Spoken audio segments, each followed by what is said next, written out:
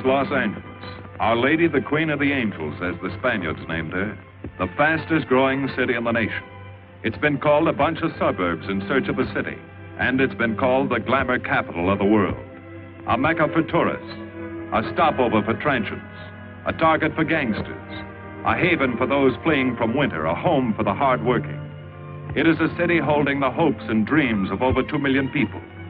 It sprawls out horizontally over 452 square miles of valleys and upland, of foothills and beaches. Because of that vast area, and because of a population made up of people from every state in the Union, Los Angeles is the largest police beat in the country, and one of the toughest. We're going to take you into the city hall where police headquarters are located. Here in communications are the ears and voice of the police. The lights on the complaint board flash 24 hours a day. Citizens reporting a prowler, a lost child, a man molesting a woman, an auto accident, a wild party. Spend an hour or two here and you will think the whole city has gone berserk. Minute by minute, the orders go out to the radio cars in the far-flung divisions. Watts and Wilshire and West Los Angeles. Hollywood and Hollenbeck Heights in North Hollywood. The work of the police, like that of woman, is never done. This is the case history of a killer, taken from the files of the Detective Division. The facts are told here as they happen. The story properly starts here in Hollywood Division headquarters at 1 o'clock of a June morning last year. Officer Robert Rawlins had finished his tour of duty and signed out. It had been a tough day. He'd be glad to get home. His wife would be waiting up for him as she always did.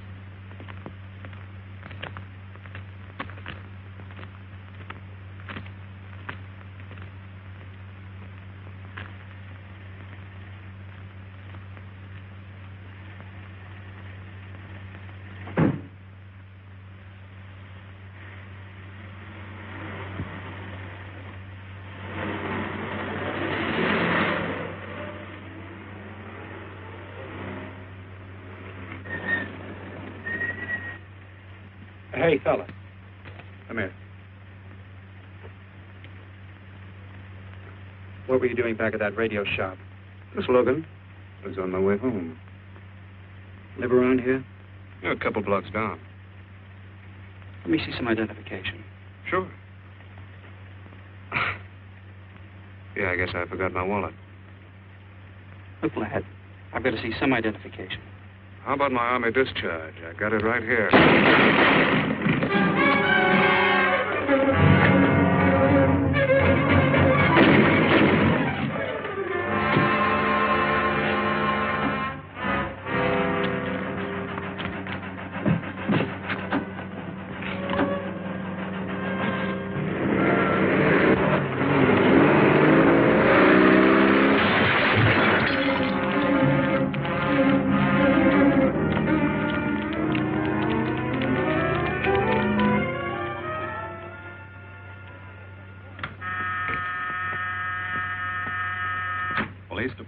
Operator 27. I want to report the shooting of a policeman. Hold on, please. Give me that again, please. I'm calling to report the shooting of a policeman. What's the address? 5057 State Street, just west of Santa Monica. Just a minute. Receiving hospital. Operator 2. Operator 27, 5057 State Street, 5057 State Street. An officer has been shot. Send an ambulance. All units in the vicinity of State Street and Santa Monica Boulevard. Proceed at once to 5057 State Street, 5057 State Street. An officer shot. Code 3.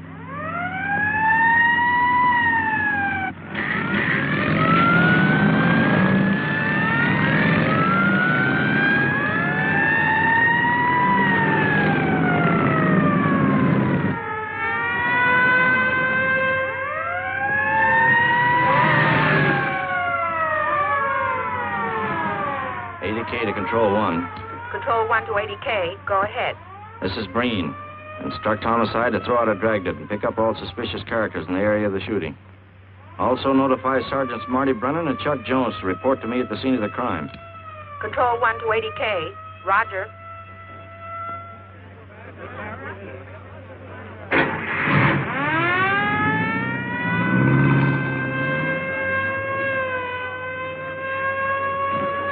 I see. Well, what have you got so far?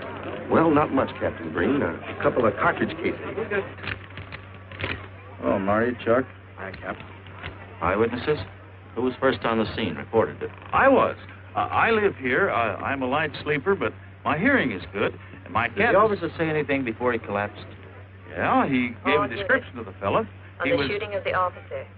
Suspect is a white male American. Age 26 or 7. 5 feet 10 or 11. 155 to 165 pounds. Brown hair. Regular features. Pencil mustache. Repeat broadcast. All units. Is that about it? Yes, sir, exactly. And the officer kept saying, he looked like such a nice kid. He looked like such a nice kid. As if he couldn't believe what had happened to him. I see. Is that all? Yeah. Thank you very much. Yeah, well, anything else I can do, I'd be glad to help you. We may call you. Get his name and address, will you, Bob? This door been checked, Lee? Yeah, it's okay, Captain. Find anything? Nothing but some smudges so far. Found this in the glove compartment. I think it's nitroglycerin. Doesn't look quite right. Well, check it down to lab. Right. Hmm.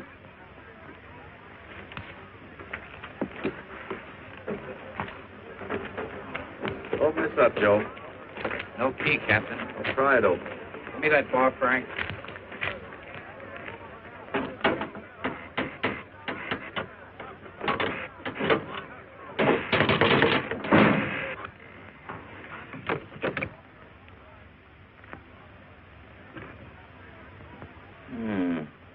Regular arsenal.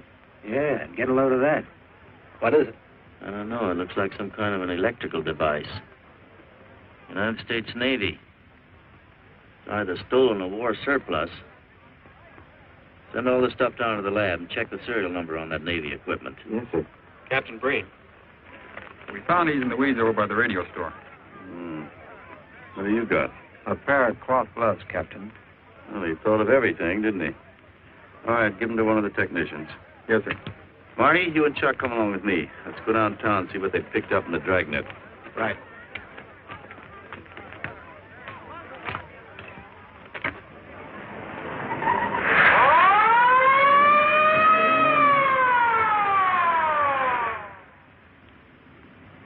You know him, Marty? Yeah. I know his wife, too. Ever since high school. Captain, I wish you'd let Chuck and me handle this case. All right. I don't want any dead heroes. I just want the man who shot Rawlins. The suspects began to arrive at headquarters in droves. The police tossed every motel and hotel and many private homes in a 4-square-mile area around the scene of the shooting. Every available radio car and patrolman and detective was out on the dragnet. The strings were being drawn tighter and tighter. Many a man returning from a date or a late party or a poker game surprisingly found himself in a squad car, its siren screaming as it brought him to the detective bureau. The dragnet gathered in some strange fish, and many ordinary ones. All the rest of that night, the detectives probed, needled, questioned, quizzed. Everything was checked. Fingerprints, names, addresses, stories. Every fish in the net was examined. Most of them thrown back into the sea, not worth keeping. Except a few parole violators and slightly shady characters whose stories needed a lot of verifying. I wasn't prowling no cars. Just taking a walk, you know, getting in condition. You were running when the radio car picked you up. Yeah? Maybe that's why the guys call me Punchy. He's got a point there. 2 felony convictions, no warrant, no warrant. He's on parole. Book him, violation of parole. Let's have the next one, Joe. What were you doing in that vacant lot? The vacant lot. Lot? What were you doing in it at that time of night? Niệm của mình cũng cho lo ngồi ấy siêu nổi là ngồi ấy 30 cái nền mì lúc ý lại của ngồi sinh thành nhé ngồi thành ca giờ tôi lừa đảo ra sang gì. You say your name is Ralph Henderson. So what? Well, you know, it's a funny thing, Ralph. There's a guy around this town that's been wearing your fingerprints. Only his name is Pete Hannon. Okay. So I'm dead. So what's one more confession in my life? Now you're talking, Hammond. Okay, Andy. Oh, Larry. What have we got here? Oh, some robbery suspects. Candidates for San Quentin. Handsome here is the big shot. He runs the outfit. Have a gander at his record. Car theft, escape from reform school, robbery, assault with a deadly weapon. Not bad. Look at the heater we found on him. German Luger, fully loaded. Redhead here tried to carve up one of the arresting officers with this pretty toy. Nice boys. By dawn, many minor wrongdoings had been uncovered, and a few incipient felonies. The checking of the suspects had been thorough, painstaking, and tedious. But all the work was for nothing. The man who had shot Officer Rawlins was not among them. He remained no more than a description, a shadow of a man, mysterious, elusive, deadly, hidden away somewhere in the vast city. As for Rawlins himself, he couldn't help. He was in a coma at receiving hospital. Mrs. Rawlins waited out the long, tense hours while her husband fought to live. Many another officer's wife had so waited. Many another will. The word came shortly after sunup.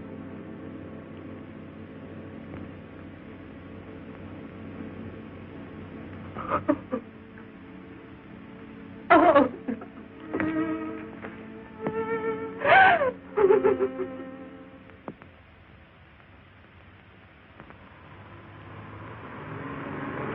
Day. A white male American, 26 or 7, 5 feet 10 or 11, 155 to 165 pounds, brown hair, regular features, pencil mustache. This was no frightened fugitive. What went on in his mind?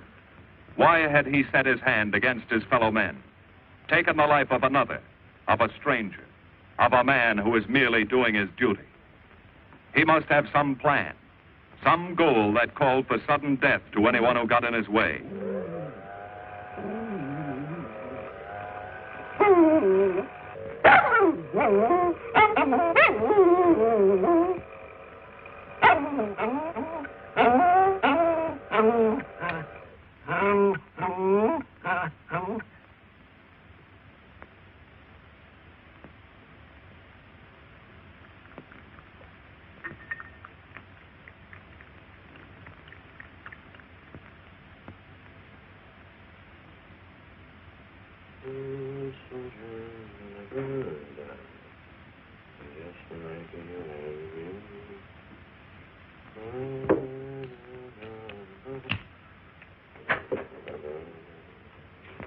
Good morning, boys.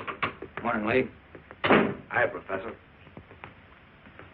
Well, I thought this was safe cracker soup. You gonna drink it, I hope? I'm really a nice guy. Stick around. I'll prove it. Come over here.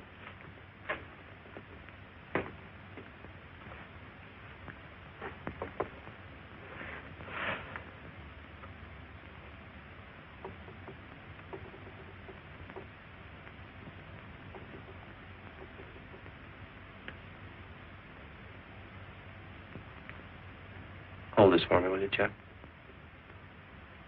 Thank you.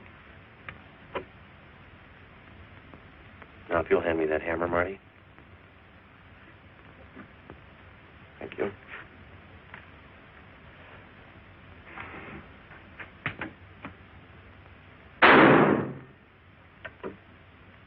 Yeah. Nitroglycerin. I didn't ask for a collection of fingers, just fingerprints. All those nice fingerprints on the car belong to the man it was stolen from, Cap. Nothing on the guns or picklocks? Not even an interesting smudge. The gloves? Common type, worn by undertakers. I'll check on them. They won't show anything. What did your scientific test show? A couple of little things. Tool identification on these picklocks. I got one under the scope. You want to take a look? Yeah.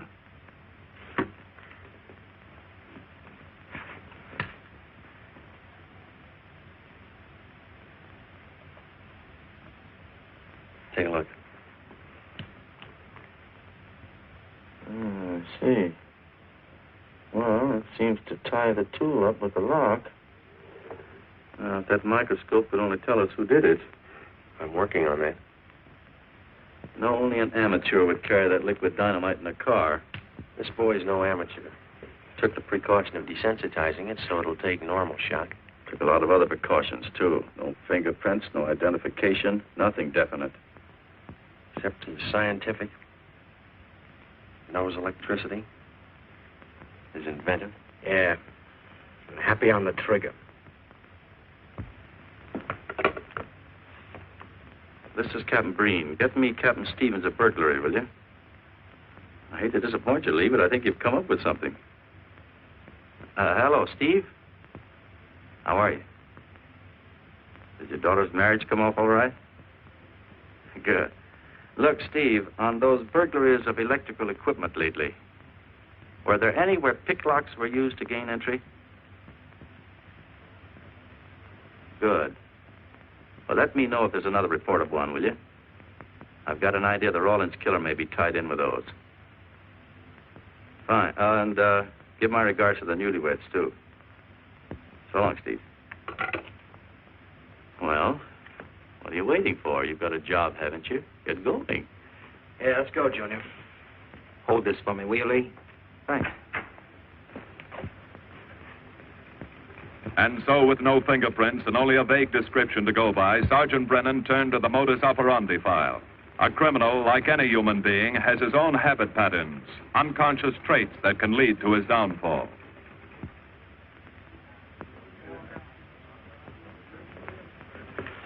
Well, there you are, Junior. List of burglars who use picklocks for entry. Oh, great. This narrows it down to just a couple of hundred suspects in this area. Give me a match, will you? That may not be so bad. This guy's improved on the system. Maybe he's left his trademark on some other job. Well, here we go, legging it all over town, asking a million questions. What you paid for, isn't it? Am I paid to associate with you, too, Junior? You could do worse. Not this year. Come on.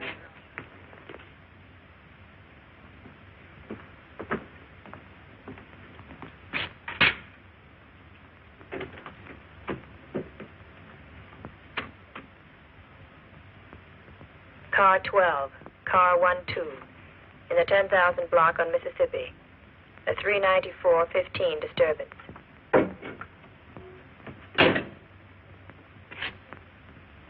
Car 80K, code 1.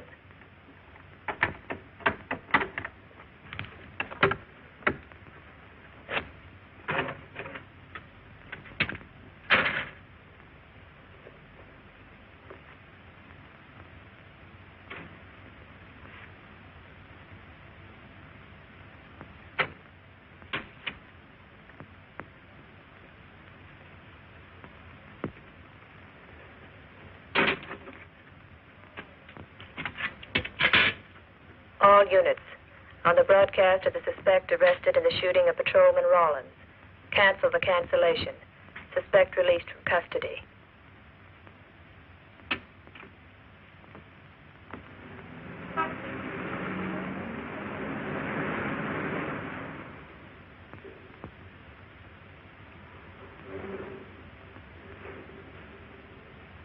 Oh, hello, Mr. Martin. You find Mr. Reeves in the machine shop.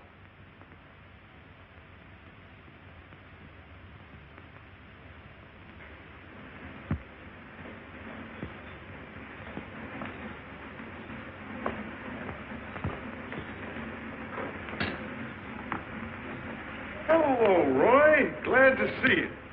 How are you, Mr. Reeves? Hi. I was hoping you'd drop in. I wanted to thank you for showing us how to handle that repair job. Helped a lot.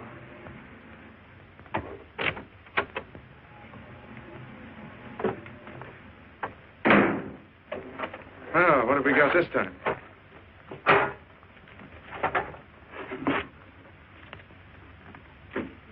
Sewer grab.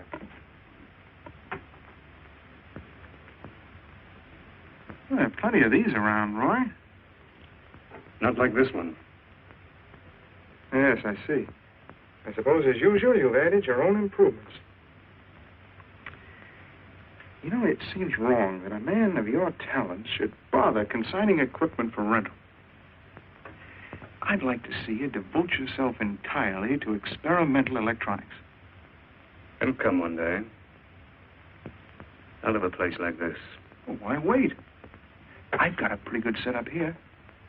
You'd have modern equipment to work with, a lab, and my confidence. Thanks, Mr. Reeves. I have other plans. But, Roy, you can't tell where it'll lead. Might even work your way around to a percentage of the business. I like it this way. You just rent out my equipment.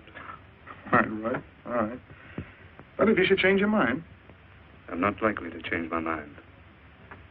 I suppose you want me to set this up for rental, too. Mr. Reeves, you've already got 5 pieces of my equipment. You'd like to know what results I've had from the rental so far, Well, I can't say as I blame you. I think you'll find this satisfactory. Satisfactory. Goodbye, Mr. Reeves. You'll come back again soon, won't you? Sure. Oh, incidentally, how's that television projector coming along? The one you said would reflect a 12-foot image. Still working on it. I just wanted you to know I've already set up a rental on it. In fact, I think they'd like to buy. It'll come pretty high. Oh, money is no consideration with this customer.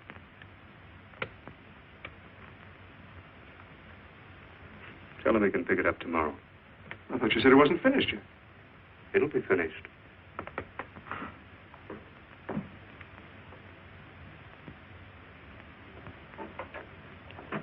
It uses an image fixer and then projects by ordinary incandescent. Roy, this is the best television projector I've ever seen. Let's hope that your customer thinks so. He will. Yes? Send him right in, Charlotte. There, you see, our customer is here, begging for the privilege of buying. Better be running along. I'm not much good at business. Oh, but Roy, he'll want to congratulate you. Just see that the price is right. All right, Roy. I'll get you a good deal. So long. See you.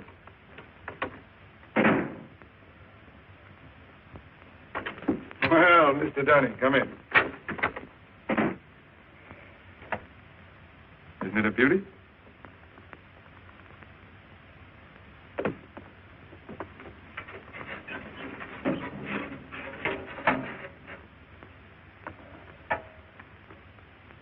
It's a beauty, all right. You like it? I certainly do like it. You see, it's mine. What do you mean? Let me have the police. I built it. Spent years on it. Oh, you must be crazy. Roy built this machine himself. Your friend's a crook, Paul. You've been taken in. Hello? Give me the burglary detail. Dear Jim, regarding your inquiry on a .38 caliber Smith & Wesson revolver, Oh, come in, boys. Burglary detail just sent this report through. It's a man named Dunning reports tracing a stolen television projector to the Reeves Electronics Lab. Think it's a tie with the Rawlins case? Well, take a look at this fellow Reeves and see what gives. I'll notify burglary we're following up on it. Right. Come on, Junior. What else did he place with you for rental? Oh, a number of things. All war surplus that he bought on his veteran's rating. Oh, is this more of his equipment? Yes. Yes, he left it here on consignment. I'm sure that Roy can explain everything. Well, maybe he can, Mr. Reeves, if you'll tell us where he lives. But I don't know. Mr. Martin's on the phone, sir. I'd better talk to him. I think so, Mr. Reeves. I'll take it in the superintendent's office.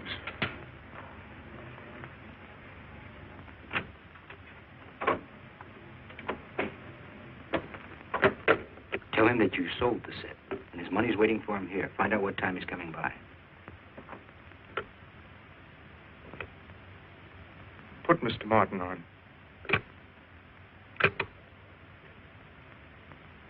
Hello, Roy? Yes, I've sold it. Your money is waiting here for you. Yes, I'll be working late tonight. What time will you be by? First thing in the morning. Well, maybe you better come in tonight, Roy. A couple of things I want cleared up. Like what? Oh, technical things. Besides, I don't like to leave the money in the plant overnight. How about 8:30? Fine. I'll see you then. I'll leave the front door unlocked.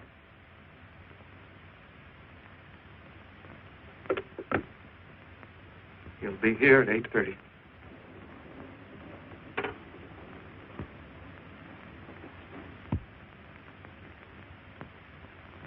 Well, I'll just run along home and get some dinner. We'd like you to stay too, Mr. Reeves. Why? For company. You want to cooperate, don't you, Mr. Reeves? Certainly. Good. Now, you just wait in your office. We'll be around. Very well. This way, gentlemen.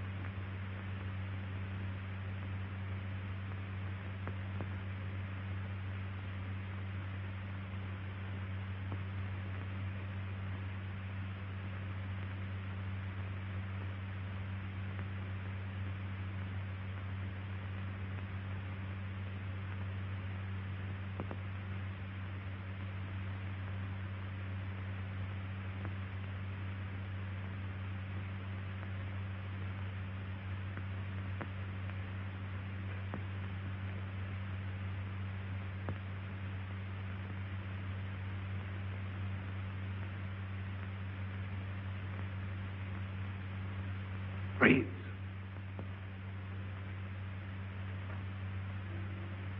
That you, Roy? Go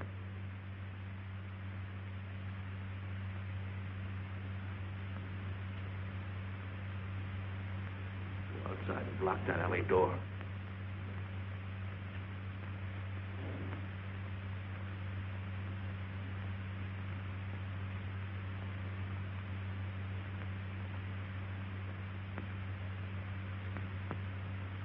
Where are you, Roy?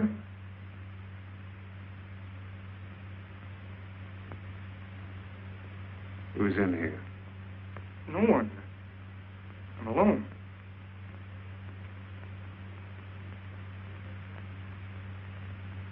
Come on in. I've got your money for you. Bring it out here. All right. Just a minute.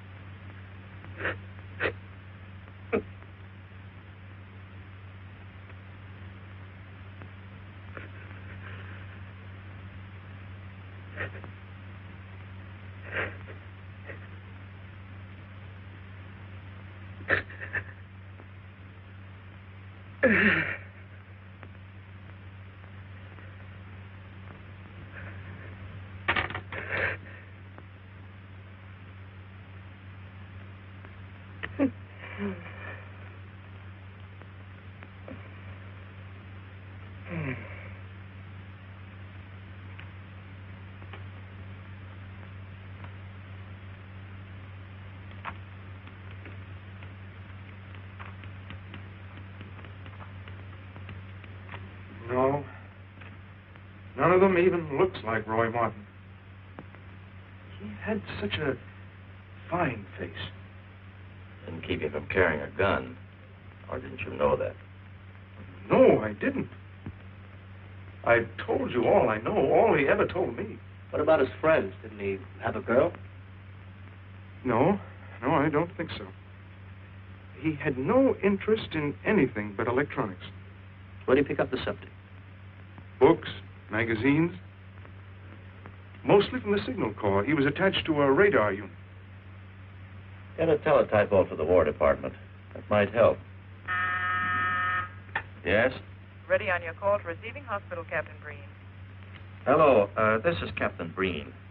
What is the latest report on Sergeant Jones?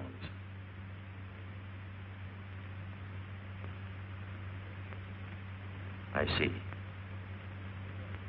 Well, let me know if there's any change, will you? Thanks. Chuck's in pretty bad shape, Marty. He's paralyzed. May never walk again.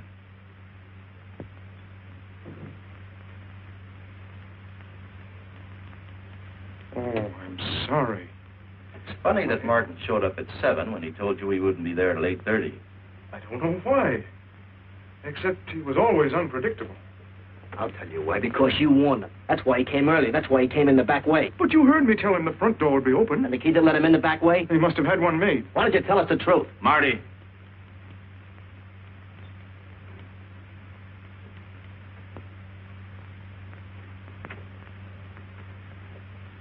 Now, look, Paul. You can make it a lot easier for us to believe your story if you'll just give us some facts. Something that might help us. I told you all I know. I've been gullible, all right, letting him make a fool of me. But I'd do anything to make up for what he did to Detective Jones. Sure you would. You can go now. Oh, thanks. Thanks. My friend, they can vouch for my character. That's good. We'll call you if we need you. Thank you very much. I think he's telling the truth, Marty. I think he's just gullible, like he said. What about the stolen stuff he was trying to peddle for Martin? We'll use it for bait. Maybe Martin will come back for it. Then we can ask him. Here. Nevertheless, I want a 24-hour tail put on Reeves, and I want a watch on his home and his factory. Right. You can keep those. Okay, Captain.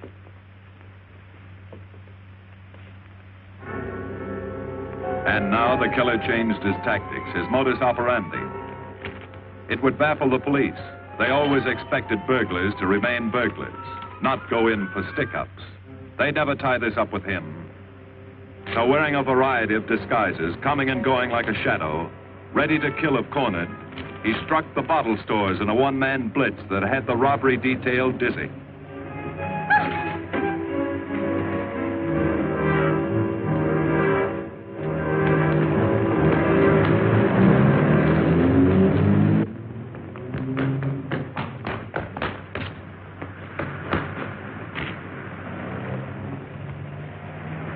The killer, always resourceful, always thinking along lines that would baffle his hunters, had discovered an ideal avenue of escape.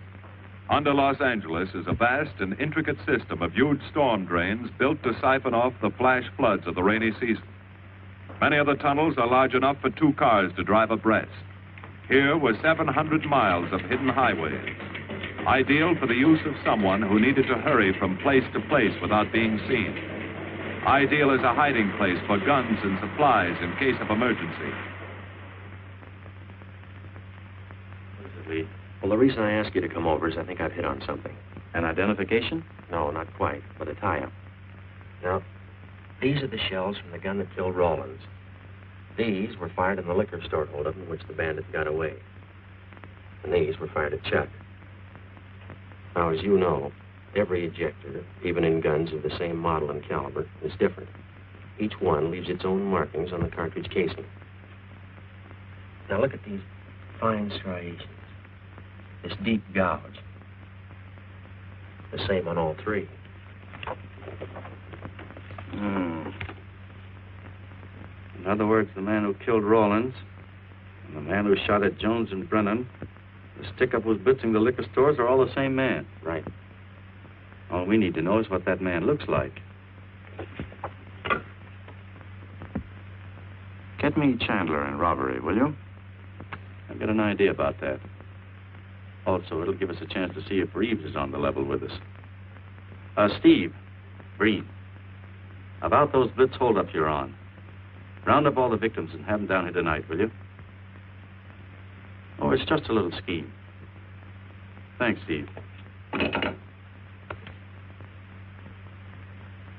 That's good. Now I'll sketch another one of the same type, only this time thin it out a little, huh? All right. Hi, Lee. How's it coming? We ready for tonight? We'll be ready. Think it'll work? It should. Where'd you get the idea? From a kidnapping case in Chicago. But I thought these slides might be an improvement over the method they used. Could be. Captain thinks so. Good evening, ladies and gentlemen. May I have your attention for a moment, please? You've all been asked to sit in on a little experiment tonight. We're going to try to build a picture of a face. A face of a man who's cunning, resourceful, and deadly. He's a man who killed a police officer. Now, some of you he held up at the point of a gun. You may have seen his face, remembered something about it. And we want you to tell us exactly what you remembered. Whether it's his hair, eyes, nose, or mouth. And we're going to try to put those pieces together so that they add up into a picture of the face of the man we want. Now, you can see how we're depending on you. Lights? Now, first, we're going to concentrate on the type of hair our man had. And if the picture looks anything like his hair, I want you to speak right up. All right, the first slide, Lee.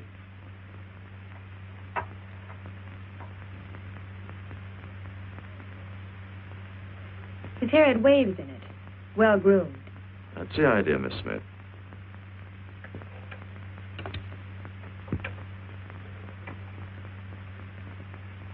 Is that any closer? No, it was parted on the side.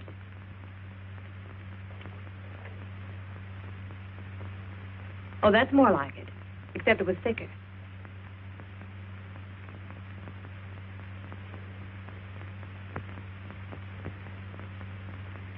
Oh, that's very close. Yes, that's the way his forehead looked. It was broad and high. All right, hold that slide. Now, the next series of slides will take into account his eyes.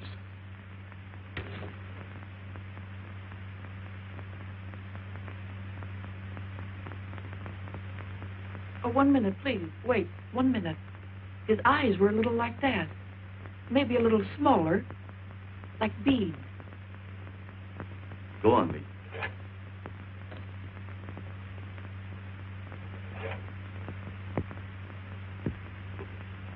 Now you've got it. Now, hold that slide, Lee. Anyone else? That looks like him, only a little madder. He had a patch over one eye when he come into my place of business. I remember noticing that the one showing was blue. Well, the guy that stuck me up had on horn-rimmed glasses. He was wearing a Band-Aid across his nose when he knocked me over. Uh-huh.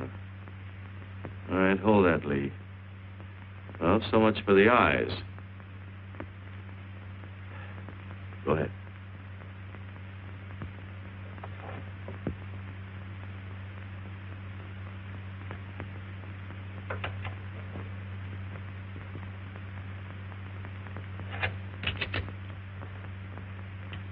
Señor Capitán.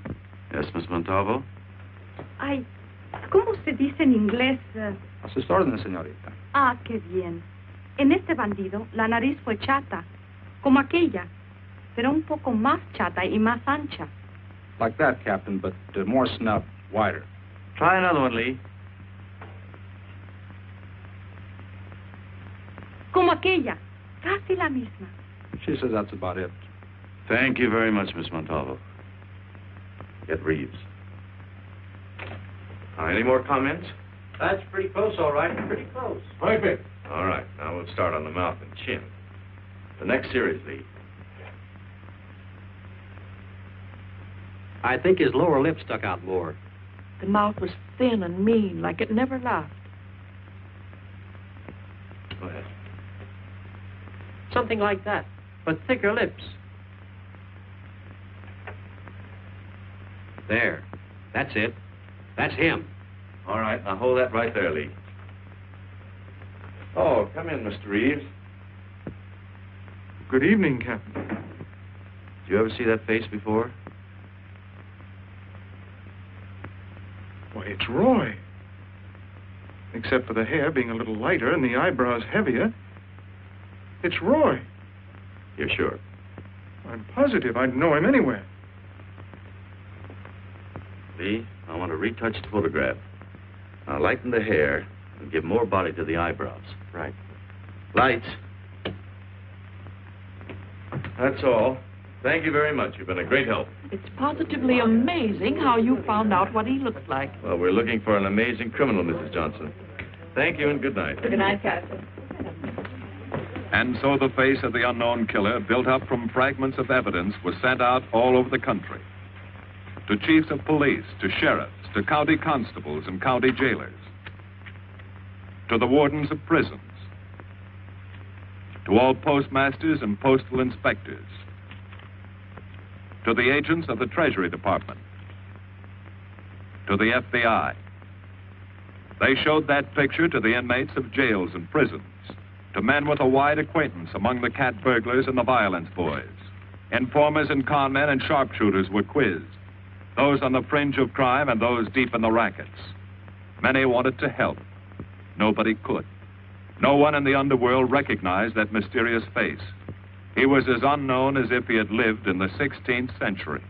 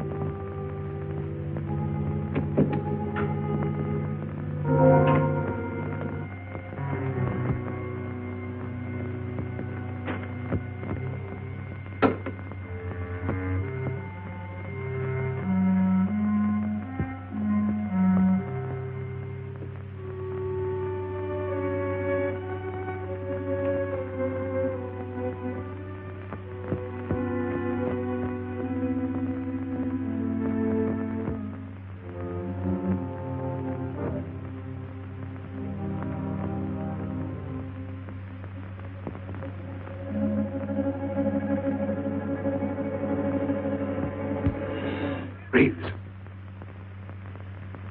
Roy. Listen carefully, Reeves.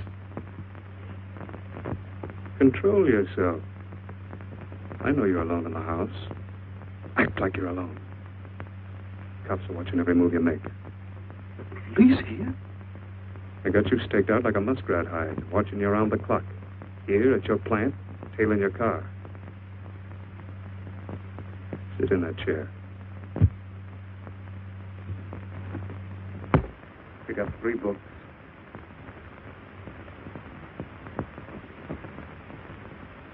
Don't look up and don't answer me. All right. So glance at the book.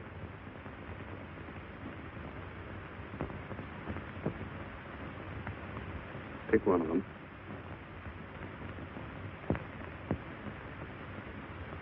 Okay. Now, that's the book you want to read before you go to bed. Now, get up and turn off the lamp.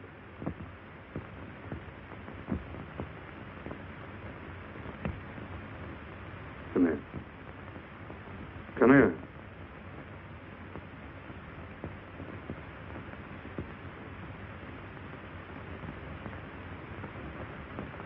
Go in the den.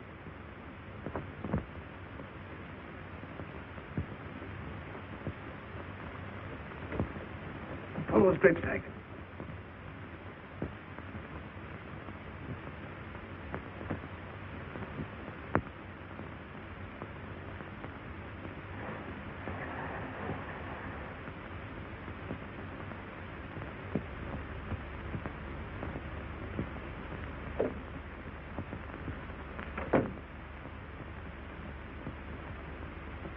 Get away from him.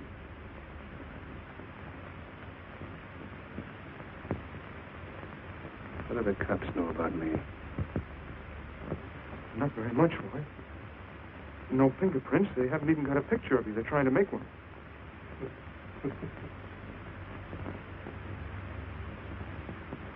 How much cash you got in the house? None. I never keep any cash in the house. It isn't good business. Suppose you think it was good business, letting me walk into that trap. No, I know. Don't do anything you'll regret. Now listen to me. It isn't too late. Give yourself up. Come to your senses before you kill someone else.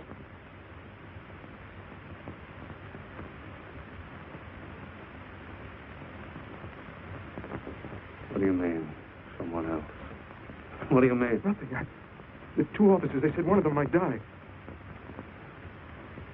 He's still alive, isn't he? Breathes? I never thought you'd stooge for the police. You almost got me killed. Look, Roy, you know the police are right outside. You'd never get away with it.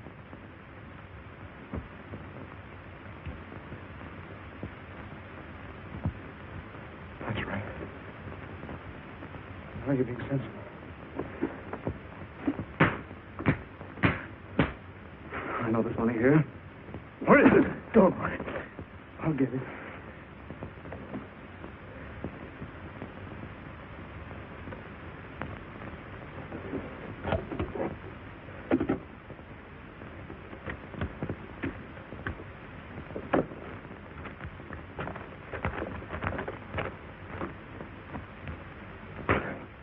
Not enough. Stuff you've got in mind is worth thousands. I'll get more. Get it. Keep it handy. I'll be back next week and next month. But get it and have it ready. Just give me time.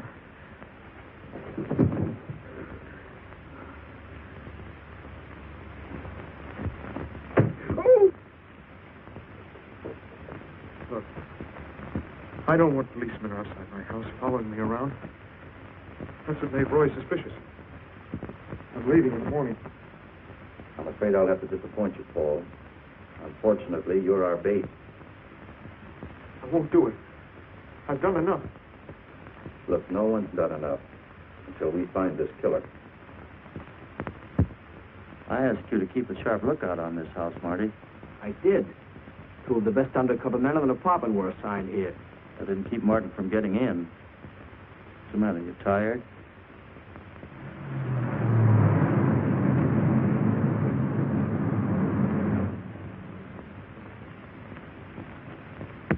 You got any idea how long you've been on this case, Marty? Months. Long enough to have come up with something by this time. You know any more about the Rawlins killer than you knew the first week? Yeah. He's about the toughest nut I've ever had to crack. That's what I told the chief when he called me in this afternoon and wanted to know why the case hadn't been broken. Look, Captain. Rawlins was a friend of mine. So's Chuck. I've got a bigger stake in this than the chief knows. I'm doing everything I can. I'm afraid afraid it's not enough, Marty. Maybe you're too close to it to see it clearly. Maybe it needs a fresh team, a new viewpoint. I think you better take a couple of weeks off, Marty. Starting tomorrow. Anything you say, Captain.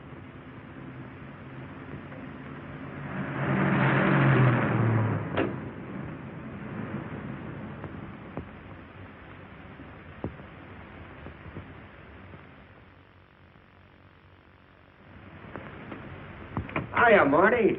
Hi, Chuck. Meet Miss Scanlon, my new bodyguard. He's the one I've been telling you about. Oh, you mean the one with the steel trap brain? How do you do? Hello.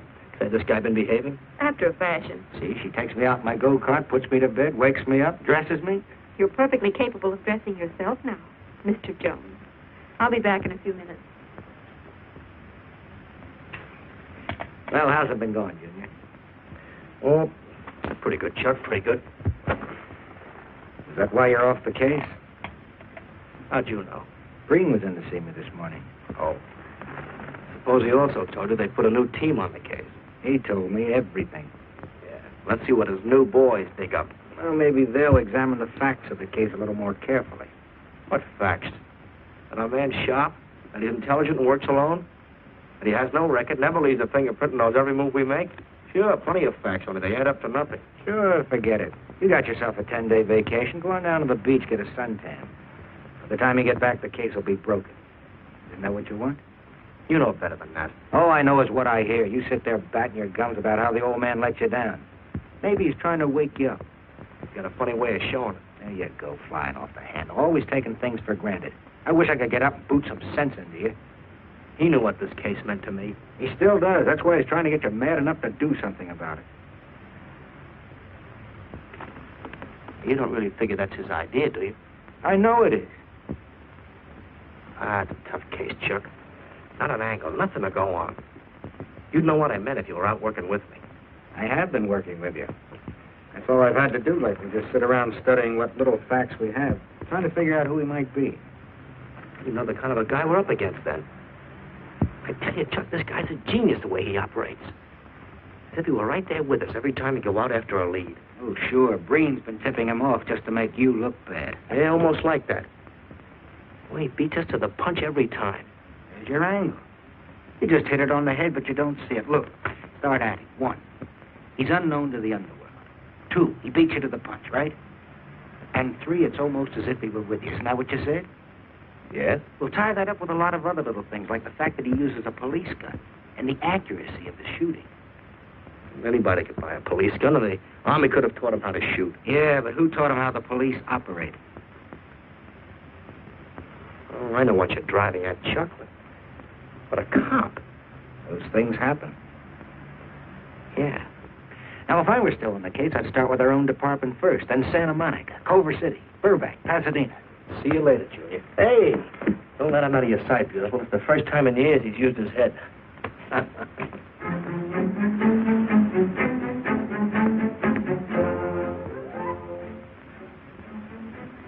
But you get a print of every mug we take. We always send L.A. a copy, Sergeant. It's personnel photos I want. You mean of our boys?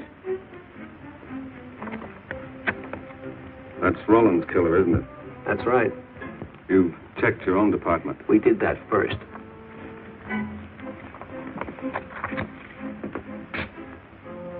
And so the tedious quest went on. Sergeant Brennan wore out his shoes and his patience, going from police station to police station, checking photos until his eyes were blurry.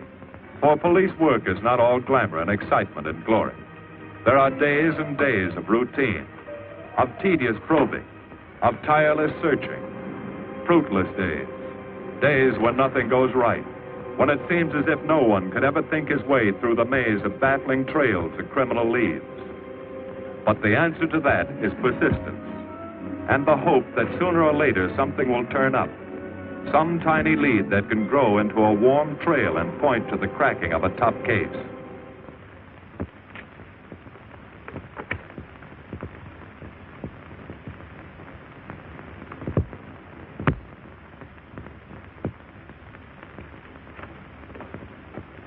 Well, that does it, boys. Can't say I'm sorry you didn't find him in here.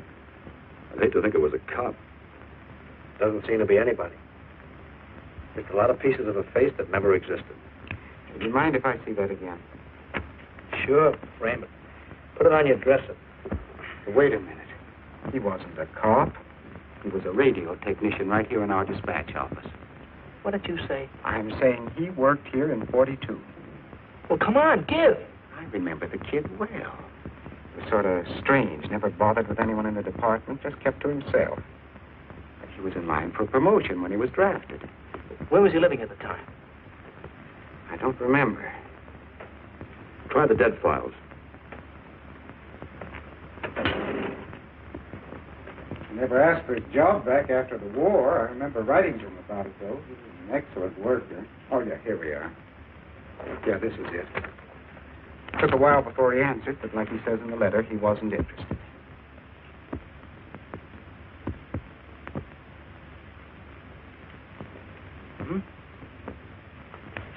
Postmarked Hollywood. No return address. What do you want us to do? All the work? Oh, thanks a lot, Freddie. You remember, he was a civilian employee.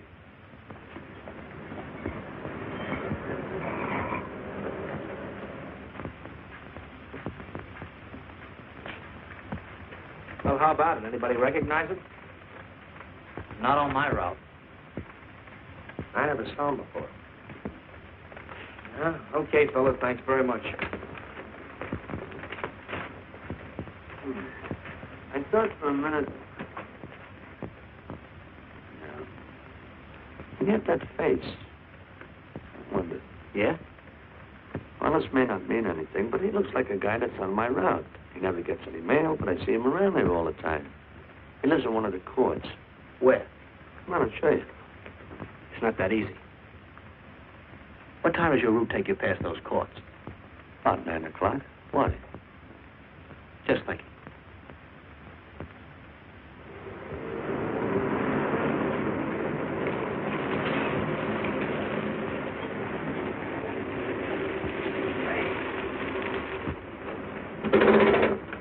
You got any chocolate milk? Sure have, buddy. Yeah. Thanks. What's your pocket? Straight on back. Second in the yell. Number 7. Right. Kind of warm today, huh? Oh, it's not too bad for this time of the year.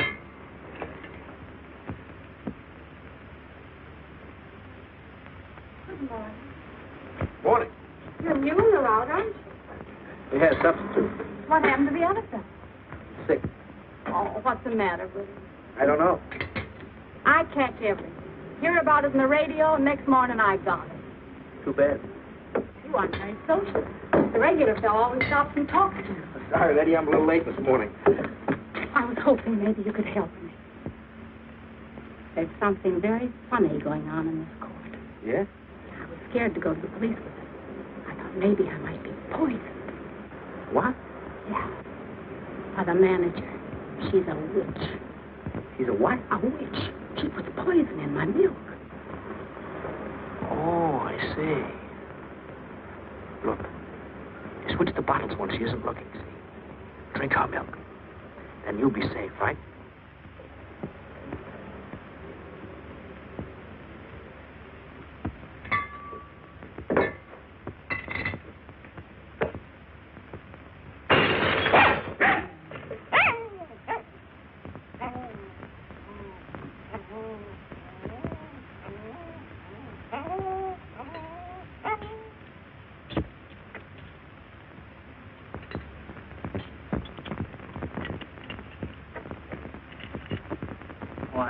I had a little accident.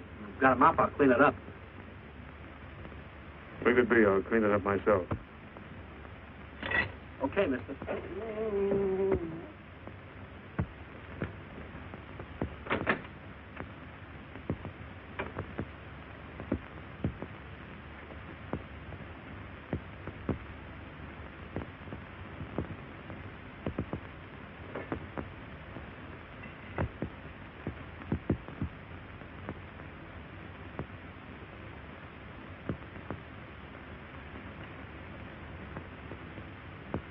place is called Bellevue Court. I drew this from memory, but it's pretty close. That's where he's hiding out, right there. You sure he's our man, Marty? Captain, I couldn't go wrong on that face. He's our man.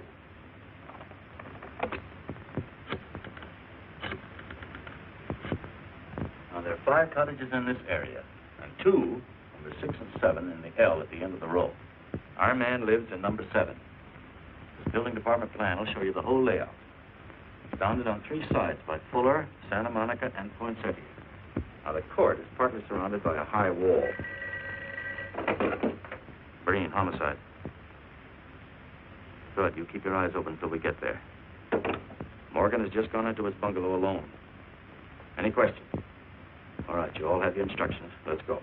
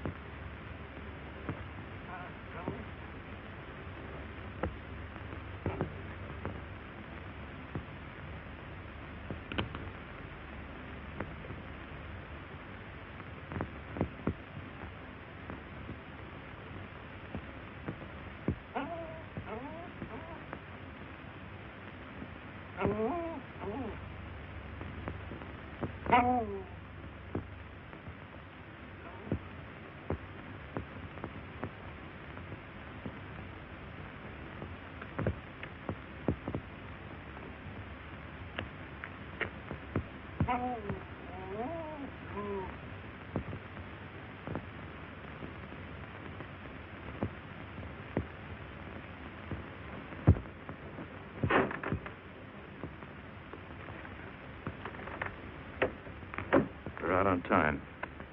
Wait 5 minutes. Go around and block the side entrance. Keep your lights off.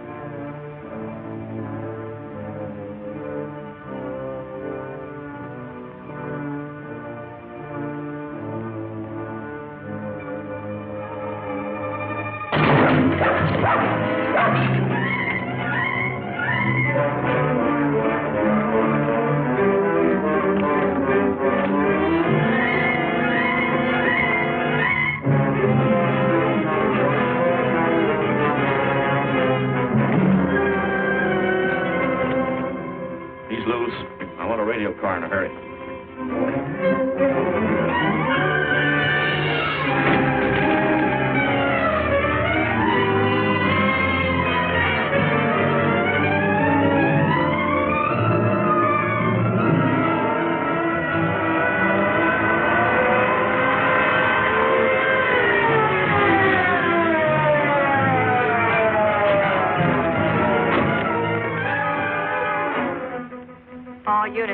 All units in the vicinity of Santa Monica and Fuller. The murder suspect in the Rawlins killing is at large.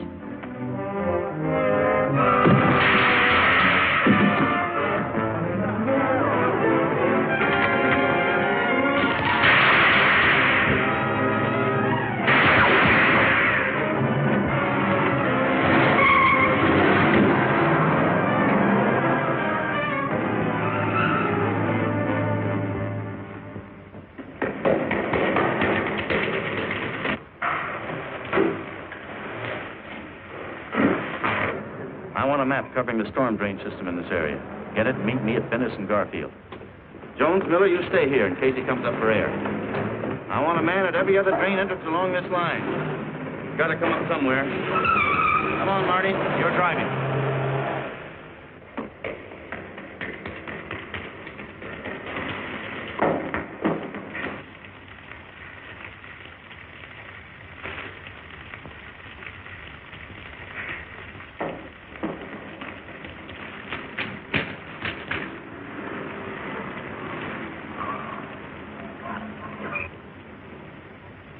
Keep this drain covered.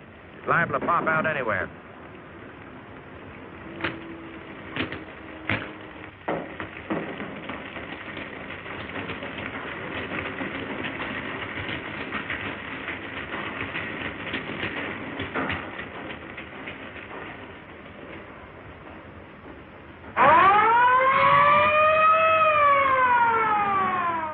Why Venice and Garfield, Captain? It's the main intersection of the system. We can head him off that way.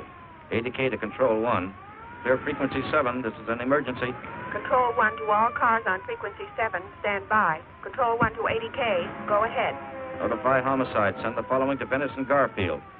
4 squads, battle lanterns, gas mask, tear gas. Urgent.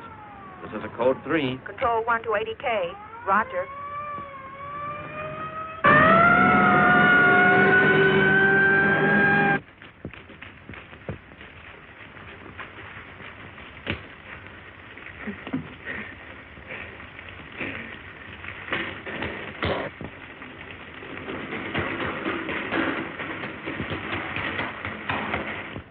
Probably head down this main drain to where it comes out at the Rio Hondo.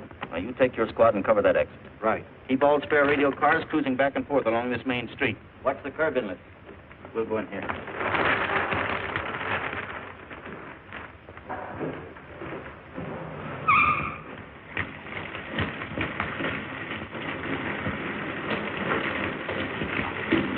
Any sign of him? No. We've searched every foot between here and the Rio Hondo outlet. And he must be up ahead.